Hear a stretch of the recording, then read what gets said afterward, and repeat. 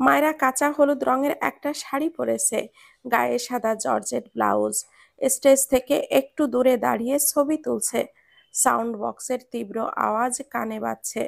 নিজের ফোনে ফটাফট কয়েকটা সেলফি তুলে মায়েরা সেগুলি দেখলো। পিকগুলি বেশ সুন্দর হয়েছে দেখে মুচকি হাসলো। ফিরে যাওয়ার জন্য পা ঘোরাতেই তার দৃষ্টি থমকালো এক জায়গায়। হাস্যোজ্জ্বল চেহারাটা মুহূর্তেই স্নিগ্ধ কৌতূহলে বদলে নিতে সময় লাগলো না এক দণ্ড। ভ্রুদয়ের মাঝে খুব সরু কয়েকটা রেখা উদয় হলো মায়রার। সূক্ষ্ম চোখে কেবল কৌতূহলের লীলা ঘুরে বেড়াচ্ছে। চেহারা শুরুতে নিমিষেই একটা উৎকণ্ঠা জায়গা করে নিয়েছে অনায়াসে। অস্থির চোখগুলি কেবল খুঁটিয়ে খুঁটিয়ে দেখছে ভয়ঙ্কর দৃশ্যটা। প্রবল ধেয়ে চলা এক ধাক্কায় শরীরটা ঝাঁকুনি দিয়ে উঠল তার। কি সাংঘাতিক ঘটনা! এটা ইহাম না? আধো আলোয় তো তাকেই দেখা যাচ্ছে। ওই তো লোকটা কেমন যেন নির্লিপ্ত চাহনিতে শান্ত স্থিরভাবে দাঁড়িয়ে আছে। দূর থেকেও মায়রা দেখতে পাচ্ছে লোকটার শান্ত দৃষ্টিতে কেমন হিম শীতলতা বয়ে চলেছে। কিন্তু লোকটাকে এমন এলোমেলো উস্কো খুস্কো দেখাচ্ছে যে। আচ্ছা, শার্টে লেগে থাকা কালচে দাগগুলি কিসের? আবার খানিক দূর থেকেও বোঝা তো যাচ্ছে ধূসর রাঙা শার্টটায় কেমন যেন লাল লাল ছোপ ছোপ। মায়রার নিঃশ্বাস আটকে আসছে অজানা এক আতঙ্কে। এক বিস্তর শঙ্কা যেন গলা চেপে ধরেছে তার। নিঃশ্বাসটা পুরোপুরি ধক করে আটকে গেল লোকটার হাতের দিকে তাকিয়ে। ভয়াবহ কি একটা আঁচ করে তার কলিজাটা কেঁপে উঠল এক নিমিষেই। লোকটা লাল টকটকে রাঙা বা হাত দিয়ে চুইয়ে চুইয়ে শোণিত ধারা যেন গড়িয়ে পড়ছে জমিনে। কি মারাত্মক ভয়ঙ্কর কাণ্ড! ওগুলি তো রক্ত। এত এত আওয়াজ কলরবের মাঝেও মায়রার মনে হচ্ছে তার চারপাশ সবকিছু নিঃশব্দ নিস্তব্ধ। কোথাও কোনো শব্দ কোলাহল কিছুই নেই। তার সবকিছুই যেন এক জায়গাতেই থমকে আছে। কানের পাশ দিয়ে বিরহের কাতর সুর কেবল করাঘাত করছে। চোখে মুখে আতঙ্ক, প্রবল উৎকণ্ঠা আর অস্থির ভাব। ব্যাকুল হৃদয়ের বেদনার সুর তার গলায় আটকে আছে ফলার মতো। উদ্রেক ঠোঁটগুলি তীর তীর করে কাঁপছে। চঞ্চলা ঝাপসা চোখগুলি বারবার ঘুরে ফিরে ওই রক্তাক্ত আহত ব্যক্তিকে অবলোকন করে যাচ্ছে। তীব্র সূচের ব্যথা বুকটাতে কামড়ে ধরেছে। লোকটার রক্তাক্ত হাত তাকে কেবল নির্বাক পাথর করে দিয়েছে। তবুও গহীন থেকে করুণ ঢিপ ঢিপ শব্দ ভেসে বেড়াচ্ছে নিদারুণভাবে। নিজের কাটা রক্তাক্ত হাতের যন্ত্রণা কিংবা ব্যথা কিছুই যেন স্পর্শ করতে পারছে না ইহামকে। তার নেশাতুর গাঢ় দৃষ্টি কেবলমাত্র মায়রার ওপর নিবদ্ধ। এই মেয়েটা কি অবুঝ নাকি নির্বোধ? শাড়ি পরতে হয় কেন? এই মেয়ে কেন শাড়ি পরেছে? সে বারণ করেছিল না শাড়ি পরতে? তবুও শুনল না কেন মেয়েটা? শাড়ি পরলে মেয়েটাকে জ্বলন্ত একটা অগ্নিকূপ মনে হয়, তা কি সে জানে না? অবগত করা হয়নি তাকে? তাহলে কেন এই কাজটাই করতে গেল? এই যে ভেতরের ছন্দহীন বাক্যগুলি বারবার নিগাড়ভাবে কানে কানে কিছু কথা বলে যাচ্ছে তাকে। মনের বাসনা জাগছে স্বেচ্ছায় এই উত্তপ্ত অগ্নিকূপে ঝাঁপ দিয়ে নিজেকে ঝলসে দিতে। যেন নিজেকে বিদগ্ধ করতে এক তিলও ভাববে না সে। দৃষ্টির গভীরতা গাঢ় থেকে প্রগাঢ় হচ্ছে। বুকের গহীন থেকে আসা আলোড়িত ধ্বনি তার ব্যাকুল চিত্তকে করে তুলেছে উদ্গ্রীবের মেঘস্তূপ। এলোমেলো পা ফেলে ধীর মন্থর গতিতে এগিয়ে এলো মায়রার কাছে। তীব্র আফিম মেশানো চোখ জোড়ায় শান্ত শীতল দৃষ্টির বারিধারায় মায়রাকে অবগাহন করাচ্ছে। ইহামের নির্লিপ্ত হিম নেত্রে প্রগাঢ় কটিল নজর যেন মায়রাকে গ্রাস করে নিচ্ছে। লতানো ভাঁজ খাওয়া নারীর অঙ্গে শাড়িটা যেন একদম নিবিড় আলিঙ্গনে লেপ্টে আছে। 12 হাত লম্বা কাপড়টা মায়রাকে অত্যাধিক পরিমাণে আবেদনময়ী করে তুলেছে সর্বদা। তার লাস্যময় রূপ দ্বিগুণ তেজে যেন মোহিত আকার ধারণ করে। ইহাম পায়ের দূরত্বটুকু ঘুচিয়ে একদম মায়রার সন্নিকটে এসে উপস্থিত হয়েছে। ব্যাকুল বাসনাময় দৃষ্টিতে মায়রাকে পরখ করেই রক্তাক্ত বা হাতের উল্টো পিঠ কোনো রকম ঠেকালো মায়রার কপালের দিকে। মৃদু টান প্রয়োগ করে বাকি দূরত্বটুকু নাশ করলো স্বেচ্ছায়। অথচ গভীর ক্ষত দিয়ে তখনও বিন্দু বিন্দু ঝরছে তাজা লোহিত কণা। সেই দিকে না আছে কোনো ভ্রুক্ষেপ, আর না কোনো যন্ত্রণার অনুভূতি। চোখে মুখে কেবল অবান্তরের গভীরে উদিত হওয়া প্রশান্তিময় এক নারীর প্রতি মাদকতা আর বিমুগ্ধতা। অতঃপর স্থির চিত্তে ধীর গতিতে ডান হাতটা বাড়িয়ে দিল মায়রার মুখের দিকে। হালকা প্রসাধনীর প্রলেপ লাগা মায়া মায়া মুখটা তাকে যেন খ্যাপা বানিয়ে দিয়েছে। নিজের নিয়ন্ত্রণে থাকা বুঝি যুদ্ধ প্রায়। যন্ত্রণা করে কোমল ছোঁয়ায় সামনের চুলগুলি যেন পেছনে ঠেলিয়ে দিল। আধো স্পর্শ পেতেই শঙ্কা আতঙ্কে পাথরের মতো জমে থাকা মায়রা এবার ফুঁপিয়ে উঠল। ঠোঁট কাঁপিয়ে চোখ বন্ধ করতেই টপ টপ করে কপল বেয়ে গড়ালো কয়েক ফোঁটা নোনা পানির দানা। বারণ করেছিলাম না শাড়ি পরতে, তবুও অবাধ্য হলে যে? আমার কথা না শুনে বুঝি খুব মজা পাও? নিষেধ নিষেধ। বারণ করেছিলাম না শাড়ি পরতে, তবুও অবাধ্য হলে যে? আমার কথা না শুনে বুঝি খুব মজা পাও? নিষেধ অমান্য করে শাড়ি পরার অপরাধের শাস্তিটা না হয় রাতেই দিলাম। চাঞ্চল্যকর ব্যাকুল দৃষ্টি তখন অস্থিরভাবে ঘুরপাক খাচ্ছে মায়রার মোহনিয়ার মুখের দিকে। স্ফীত দৃষ্টি প্রগাঢ়ভাবে ছেয়ে যাচ্ছে মায়রাকে। এই মেয়ের চোখে পানি কেন? কাঁদছো নাকি?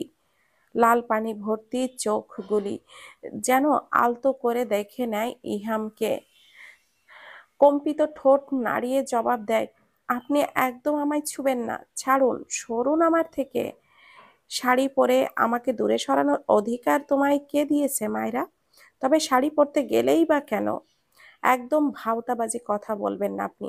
নিজের কি হাল করেছেন দেখেছেন একবারও? হাত সরান আমার থেকে। এইসব কোনো ব্যাপার না, এগুলি আমাদের নিত্যদিনের কাজ। নিকুচি করেছে আপনার নিত্যদিনের কাজের। এটা কেমন ধরনের কাজ, যে কাজে জীবনের ভয় থাকে, আঘাত পেয়ে রক্তাক্ত হতে হয়? সে তোমাকে কে বলল আমাদের জীবনের ভয় থাকে? জীবনের ভয় নিয়ে কেউ ডিফেন্সে আসে, তাও আবার স্পেশাল ফোর্স ইউনিটে, যেখানে মৃত্যু জীবন সঙ্গী। যেখানে মৃত্যুকে জীবন সঙ্গী করবেন, তাহলে একটা মেয়েকে কেন টেনে নিলেন নিজের আধভাঙা জীবনে? মায়রার কণ্ঠে কাতরতা, চোখ উপচে পড়ছে পানি, চোখে মুখে সরলতা, করুণ ভাব। অবুঝ আবেগী ছোঁয়া পেয়ে ইহা ম্লান হাসল। কোমল দৃষ্টি নিগাঢ়ভাবে বুলিয়ে নিল মায়রার মুখশ্রীতে। ডান হাত দিয়ে কপালের চুলগুলিকে আরেকটু স্লাইড করলো সে। গাঢ় কণ্ঠে বলল, এমন অবুঝের মতো কথা কেন বলছো মায়রা? তুমি একজন সৈনিকের বউ। তোমাকে সব সময় আমার যে কোনো খবর শোনার জন্য তৈরি থাকতে হবে। নিজের মনটাকেও ইস্পাতের মতো দৃঢ় করতে হবে। অষ্টাদশের বুক কামড়ে উঠল তীব্র যন্ত্রণায়। এই লোকটার মুখে কি কিছুই আটকায় না? সব সময় যা বলবে একদম সরাসরি। তাতে কারোর বুকে ছুরির আঘাত হোক বা বিষাক্ত ফলার মতো বিধুক, তাতে কি তার কিছুই যায় আসে না? ইহামের মুখ থেকে শোনা কথার ইঙ্গিতটা বুঝে ভেতরটা দাবানলের মতো জ্বলে উঠল। আহাকারে বুকটা ধূসর মরুভূমিতে পরিণত হলো। তপ্ত অনুভূতিতে দাঁত কিরমির করে ইহামের বুকে মৃদু ধাক্কা দিল। চাই না আমি এমন হতে। বেখেয়ালির ছলে খানিক দূরে সরল ইহাম। মুখে ব্যথাতুর ভাব ফুটিয়ে তুলল। উফ, শব্দ করে উঠল সে। আর কিছু বলতে চেয়েও মায়রা চুপ করে গেল। ইহামের শব্দে ভড়কালো খানিক। আংশিকভাবে দৃষ্টি কপল কুঁচকে নিল। ব্যথার মাঝে ব্যথা দিলে কি সে? বুকের ব্যথা পেয়েছেন? দেখি দেখি। ইহাম জবাব দিল না, চুপচাপ নিশ্চল হয়ে দাঁড়ালো। মায়েরা এগিয়ে এসে ইহামের ওপরের শার্টের বোতামটা খুলতে খুলতে ক্ষিপ্ত হয়ে বলল, এই আপনার কাজ? এই কাজ করতে এসেছেন আপনি? আপনার কাজের খেতায় আগুন।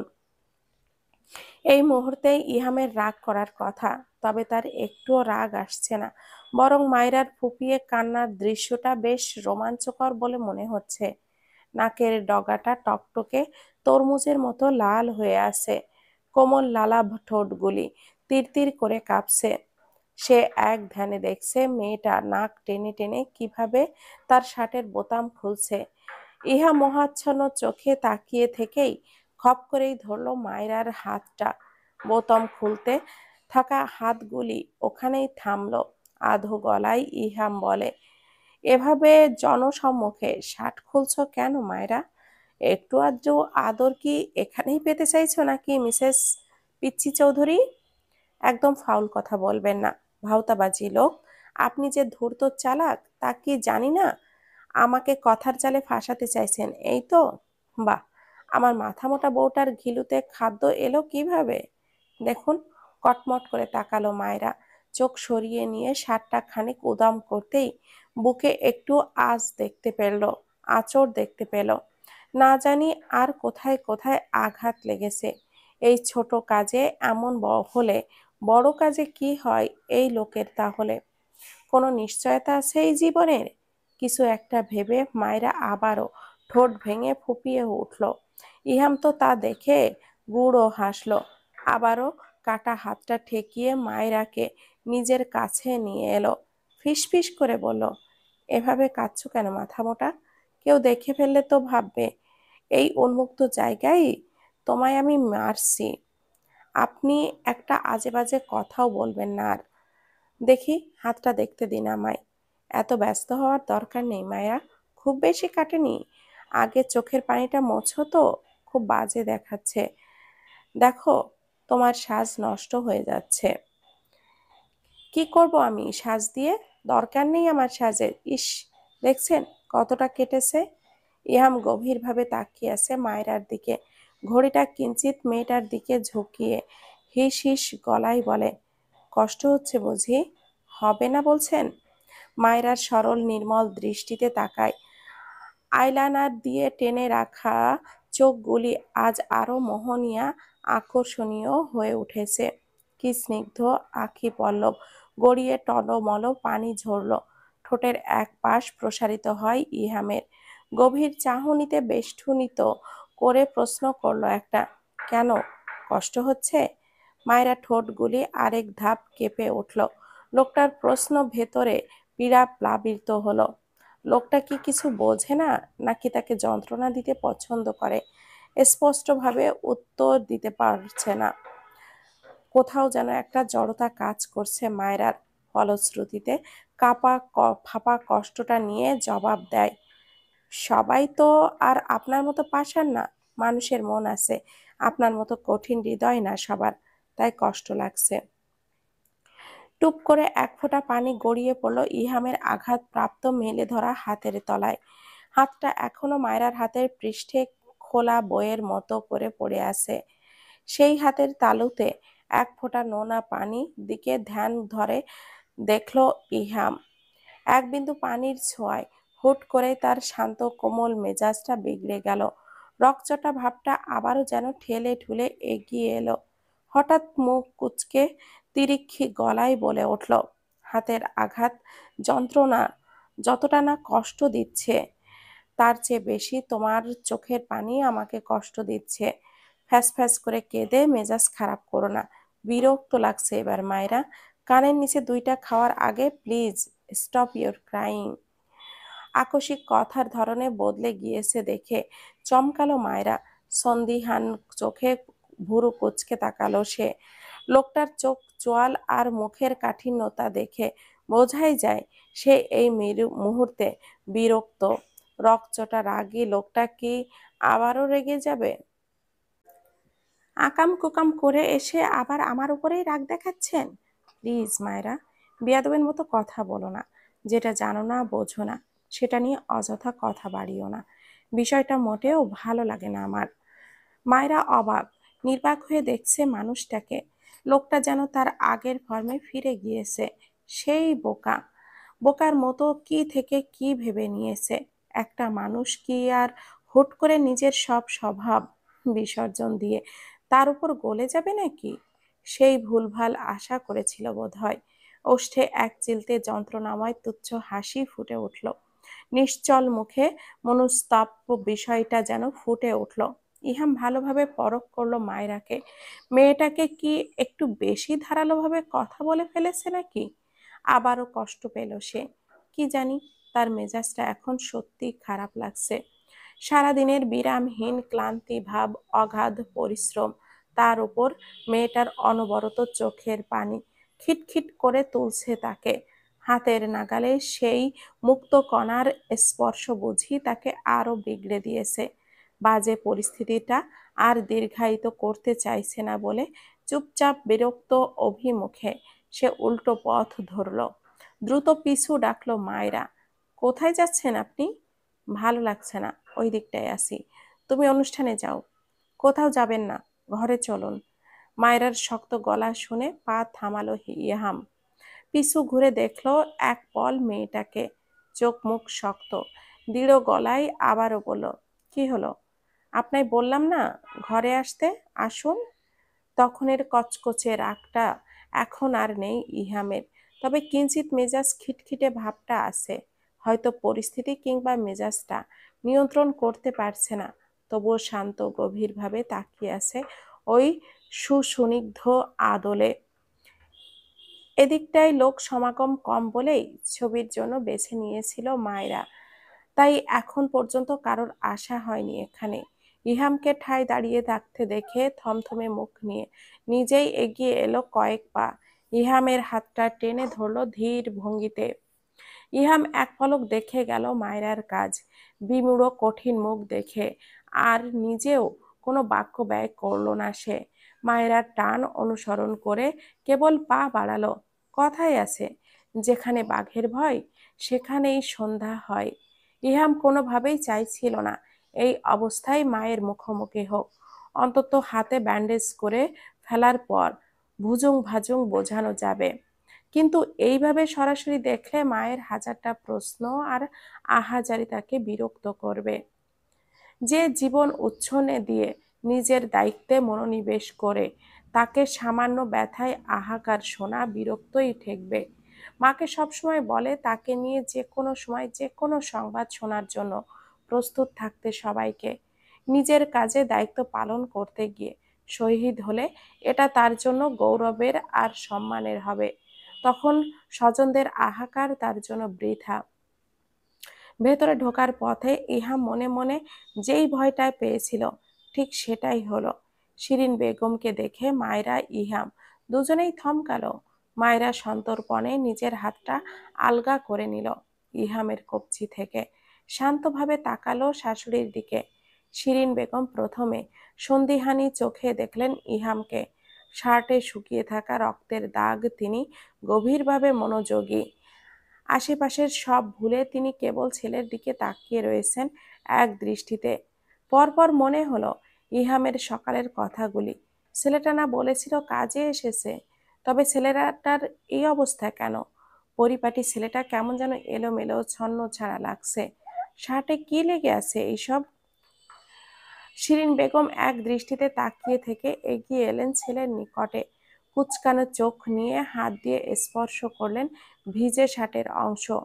মায়েরা হাত এক সামনে দাঁড়িয়ে বলল, প্রশ্নাত্মক দৃষ্টিতে তাকিয়ে আছে ইহামের দিকে, যেন চোখের অব্যক্ত ভাষা দিয়ে বুঝিয়ে দিচ্ছে এখন কি হবে। ইহামের চিত্ত ধীর হলেও বিষণ্ণ নির্ঘাত। মা এবার কান্নাকাটি করে সব এক করবে। কি রে বাবা, তোর শার্টে এইসব কি? এগুলা কি? প্রশ্ন করলেও শিরিন বেগম ইহামের জবাবের আশায় থাকলেন না, বরং ব্যতিব্যস্ত হয়ে চঞ্চল স্নিগ্ধ চোখে দেখতে লাগলেন ইহামের শরীর। হাত দিয়ে পর্যবেক্ষণ করতে লাগলেন। ছেলের শরীরের কোথাও কোথাও ব্যথা পেয়েছে। দৃষ্টি আচানক হাতের দিকে পড়তেই চমকে উঠলেন শিরিন বেগম।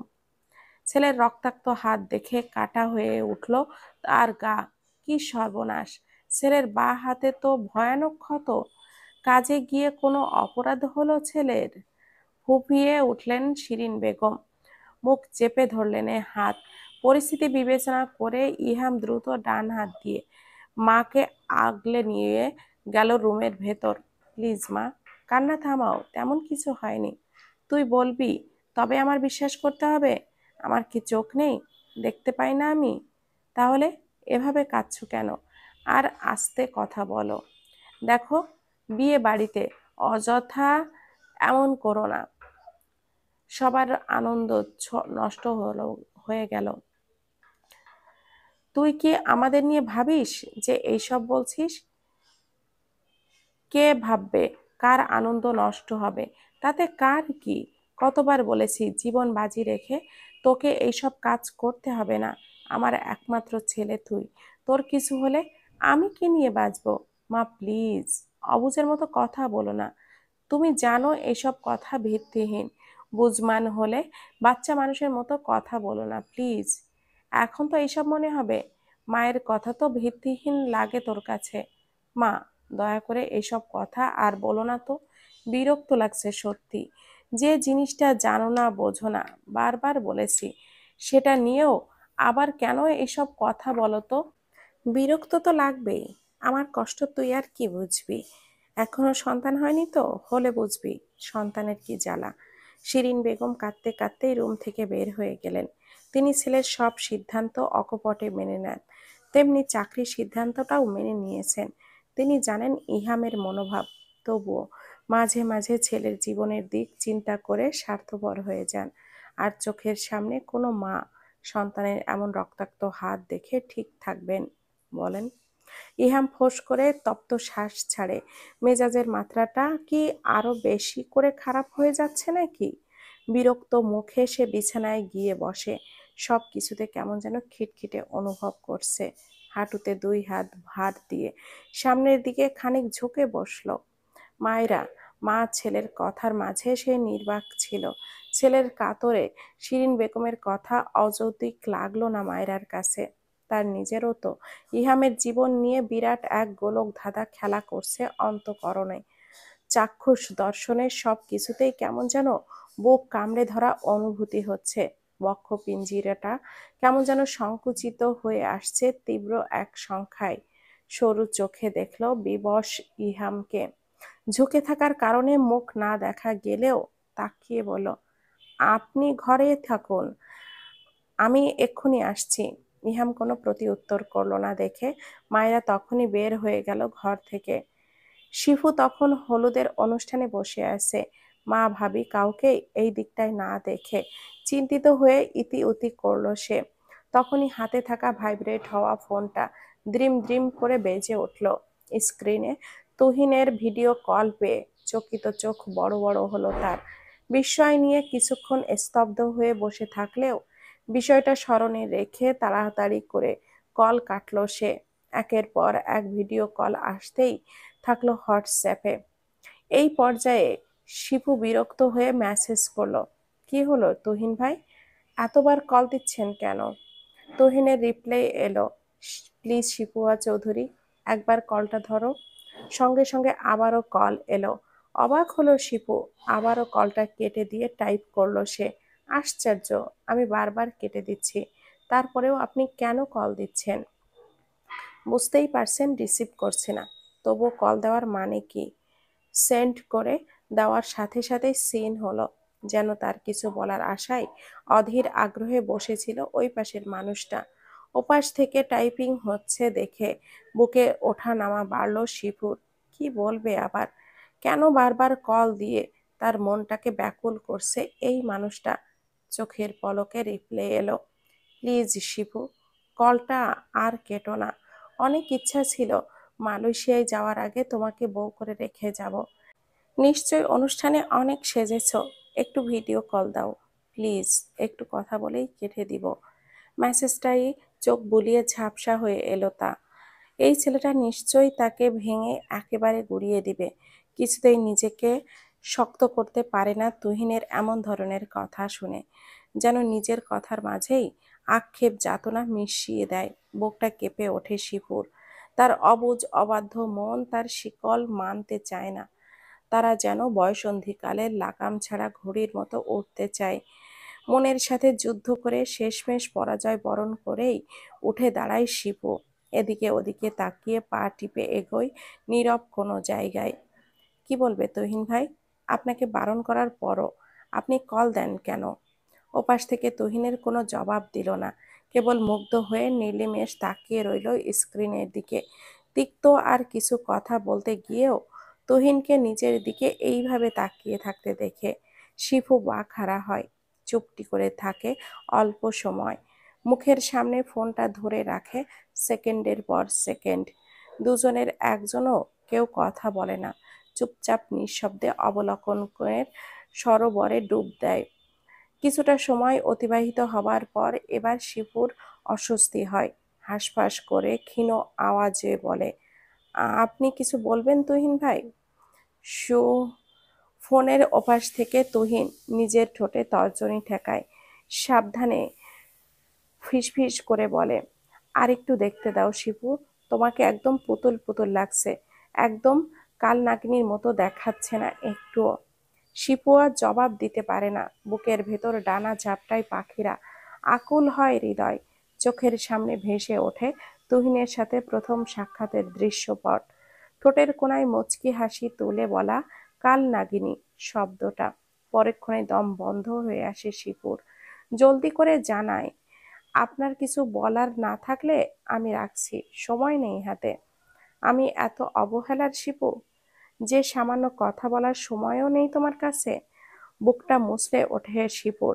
এই লোক নির্ঘাত নীরব আঘাতে তাকে মেরে ফেলবে, নিজের সাথে যুদ্ধ করে কোনো রকম মনটাকে শিকলে বেঁধে রাখে সে। তবু এই লোকের কথায় সব শৃঙ্খল ভেঙে বেরিয়ে আসতে চাই তারা রাজপথে। বুকের ভেতর তখন আরো যন্ত্রণা হয়, মন চায় চিৎকার করে কাঁদতে, কিন্তু পরিস্থিতি কিংবা পরিবারের প্রিয় কয়েকটি মুখ অন্তরায়। ফোঁস করে তপ্ত নিঃশ্বাস ছুড়ে হাসার চেষ্টা করে শিপু। আপনার সাথে তো আমার তেমন কোনো কথা নেই তুহিন ভাই, দোহাই লাগে শিপু, এত পাষাণ হইও না। যন্ত্রণায় ভেতরটা শিরশির করে ওঠে শিপুর, ফাঁপা কষ্টের ঢোক গিলে সে বহু কষ্টে। আপনি আর আমাকে কল দিয়েন না তুহিন ভাই। কেন আমাকে এভাবে কেন কষ্ট দিচ্ছ শিপু? আমি আপনাকে তো কোনো কষ্ট দিচ্ছি না। কেউ নিজে নিজে থেকে কষ্ট পেলে তার দায় তো আমার উপরে এসে পড়বে না? আমার সবকিছুর মূলেই তুমি তো শিপু। এটাকেই উপড়ে ফেলুন, দেখবেন শান্তি পাবেন। বোকা মেয়ে, শিকড় ছাড়া গাছ বাঁচে? নিষ্পিস করে ওঠে শিপুর অন্তর, ডানা ঝাপটে অস্থিরতা এসে ভর করে মনের আঙিনায়। দেখুন তুহিন ভাই, তোমাকে দেখব বলেই তো কল দিয়েছি শিপু। ফোঁস করে দীর্ঘশ্বাস ছাড়ল শিপু, কঠিন গলায় বলল, আপনার এইসব পাগলামি বন্ধ করে নিজের পড়াশোনায় মন দিন, এটাই ভালো হবে। আমার ভালোর চিন্তা করলে আমার ভালোটাই চাইতে, এত দূরে চলে যাওয়ার আগে আমাকে এক আকাশ বিষাদ উপহার দিতে না। যন্ত্রণায় ফুলে ফেঁপে উঠছে ভেতরটা। এত কঠিন নীতি কথা কেন বলছে লোকটা? শুধু নিজের দিকটাই দেখছে, তার ভেতরে না বলা যন্ত্রণাগুলিকেও আঁচও করতে পারছে না। কথাগুলি যেন সরাসরি তার বুকে বাণের মতো ক্ষত বিক্ষত করলো। কি যা তা বলছেন? আমি যা তা ঠিক কি বলছি শিপু, রাখছি। আমি তুহিন ভাই, তুমি নিজেও জানো তুমি আমায় পছন্দ করো, তবুও পরিবারের কথাই সব মেনে নিয়েছো শিপু, তাই না? শিপু নির্বাক, গলা দিয়ে আওয়াজ বের করতে প্রচন্ড কষ্ট হয় তার। তুহিন আজ এত সত্যি সত্যি কথা কেন বলছে, সব যেন তার বুক চিরে দিচ্ছে। এইসব আজে বাজে কথা কে বললো আপনায়? তুহিন হেসে উঠল, হাসিতে যেন স্পষ্ট বেদনার ছায়া। সেভাবেই বলে উঠল, সব কথা বলতে হয় না শিপু, বুঝেও নেওয়া যায়। যে বোঝার সমস্যা নেই, বোঝা নাই, বুঝলেন? যে বোঝাই সমস্যা সে বোঝা নাই, বুঝলেন? আমাকে এভাবে দূরে রেখে খুব তো শান্তিতে নেই শিপু। এত সেজেছো তবুও দেখো চেহারা কেমন মলিন হয়ে আছে। কষ্ট পেয়ে কি সুখে আছো? নিজেও তো কাঁদছো, আমাকেও কাঁদাচ্ছ। তোমার এই এড়িয়ে যাওয়া যন্ত্রণাগুলি আমি কিভাবে সহ্য করব শিপু? রাখছি তুহিন ভাই, মা ডাকছে। শিপু তাড়াতাড়ি করে কল কাটলো, প্রচন্ড ভারে ভারাক্রান্ত বুকটা চেপে ধরলো বাম হাত দিয়ে, ঠোঁটগুলি কেঁপে কেঁপে উঠল। হঠাৎ চোখ ঝাঁপিয়ে কান্নারা চলে এলো। শিপু শীঘ্রই দুই হাত মুখে চেপে ধরে ফুঁপিয়ে উঠল। কারো কাছে ফার্স্ট এইড বক্সের খোঁজ করতেই মায়েরা এই দিকটাই দিয়েই গিয়ে যাচ্ছিল। আড়াল থেকে শিপু আর তার ভাইয়ার সব কথা শুনেছে সে। শিপু মেয়েটা বয়সের তুলনায় একটু বেশি কঠিন হয়ে যাচ্ছে না? নিজের কষ্ট পাচ্ছে, আরেকজনকেও কষ্ট দিচ্ছে। মায়েরা চুপচাপ দেখে গেল। নির্জন জায়গায় শিপুর একাকী কান্না। পরেক্ষণে তার মনে এলেও মেয়েটা আর কি বা করতে পারবে, তার করার কি আছে? সব কিছুর কেন্দ্রে তো ক্যাপ্টেন সাহেব। আচ্ছা, মানুষটার সাথে আরেকবার কথা বললে কি উনি বুঝবেন, নাকি আবার তার উপর রেগে চওড়া হবে? মায়েরা যখন মনে মনে নিজের ভাবনা স্থির করলো, তখন ইহাম বদ্ধ ঘরে নিজের স্বভাব চরিত বদ মেজাজ আর রকচটা ভাবিয়ে তলিয়ে গেল। নির্বোধ মেয়ে, পরিস্থিতির সাপেক্ষে ধারণাও করতে পারল না ওই মানুষটার মেজাজের ঘনত্ব।